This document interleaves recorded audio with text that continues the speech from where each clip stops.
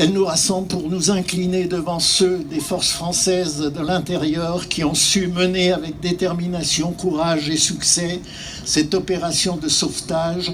de 800 détenus de Montluc menacés d'être massacrés par les nazis. Yves Farge, commissaire régional de la République, Jacques Maillet, délégué du gouvernement provisoire de la République, colonel Bourgès-Monory, représentant le général Koenig, commandant en chef des forces françaises de l'intérieur, ont été les principaux dirigeants de cette action en notifiant au nazi Werner Knabe, commandant et responsable de la police allemande en Rhône-Alpes, la décision de considérer comme otages les prisonniers allemands de la Haute-Savoie et de la Loire, départements déjà libérés par les forces françaises de l'intérieur. Aucun de celles et de ceux qui l'ont vécu n'oubliera jamais l'immense sentiment de délivrance, de soulagement, de joie qu'ils ont ressenti en ce 24 août 1944, lorsqu'enfin libres, ils ont pu franchir les portes grandes ouvertes de cette sinistre prison pour être transférés en toute sécurité dans les locaux des institutions religieuses proches, en attendant la libération de Lyon qui interviendra 11 jours plus tard. La mémoire nous rassemble aussi pour nous recueillir et rendre un solennel hommage à toutes celles et tous ceux résistants juifs otages qui, internés en ce lieu funeste, ont connu l'arbitraire, la violence, la souffrance, la torture qui les ont conduits à la mort, soit par la déportation, soit par les massacres commis par l'ordre nazi reposant sur l'oppression, la répression et l'extermination. Jamais nous n'oublierons ces enfants et leurs visages, ces familles nombreuses, ces femmes, ces hommes détenus à Montluc, voués à une mort certaine, les uns coupables d'être nés, les autres coupables d'avoir refusé l'asservissement. Jamais nous n'oublierons ces journées tragiques de honte, de larmes, de sang. Jamais nous n'oublierons ces lieux dramatiques de notre région où la barbarie nazie a atteint le paroxysme de la cruauté, de l'abominable. Bron, Saint-Genis-Laval, Pont-de-Dorieux, Neuville-sur-Saône, Saint-Didier-de-Formans, Portes-les-Valences, Communet, Dagneux, Limonest, Lisieux, Rieux-la-Pape, Néron, Villeneuve, Villeurbanne, Ladois, Le Pouzin, Genasse, etc. Près de 700 hommes, femmes et adolescents, juifs, résistants, otages, extirpés de Montluc en ont été les victimes. Inlassablement, nous devons le rappeler. Une des premières actions menées par le couple Klarsfeld dans les combats pour la mémoire et la justice des victimes de la solution finale en France a été dès 1971 et pendant 12 ans de traquer Barbie, le bourreau des enfants d'Isieux et de Jean Moulin.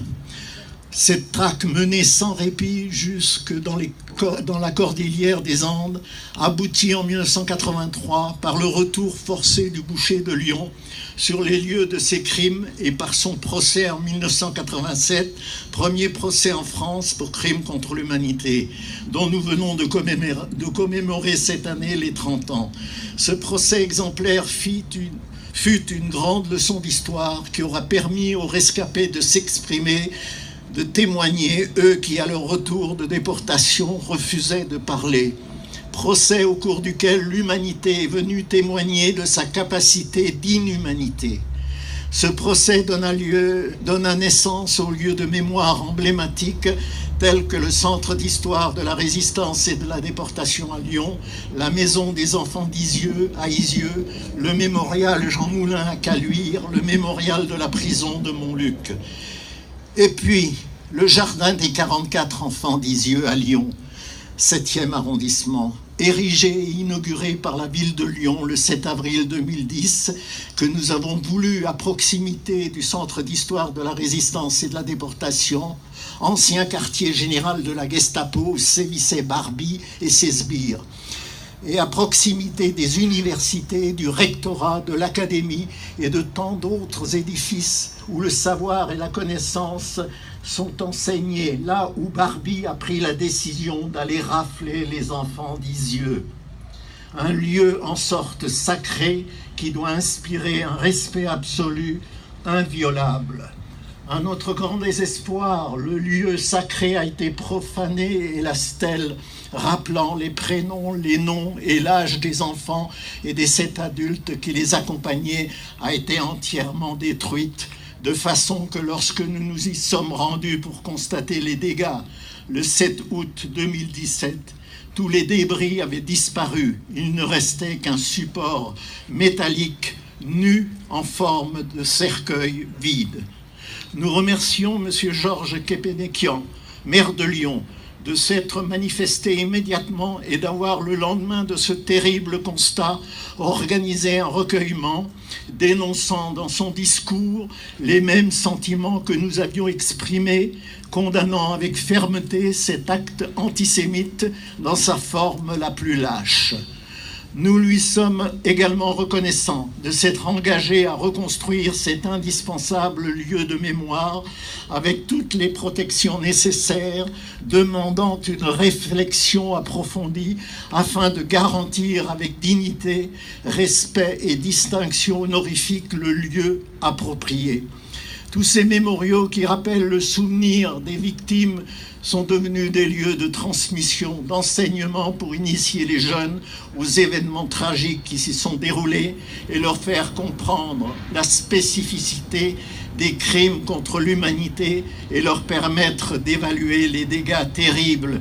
que peuvent causer certaines idéologies de haine et d'exclusion lorsqu'elles s'emparent des rouages du pouvoir. Il s'agit aussi de leur faire partager les valeurs humanistes, les valeurs de liberté, de justice, de tolérance et de respect de la dignité humaine en leur citant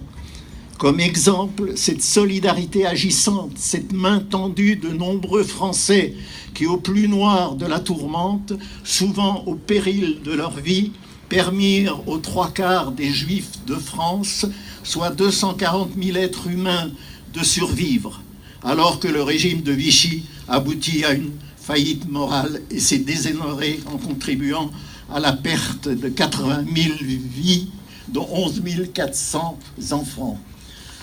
La survie des 3/4 des Juifs de France, qui représente le bilan le moins lourd de toutes les communautés juives en Europe, nous demande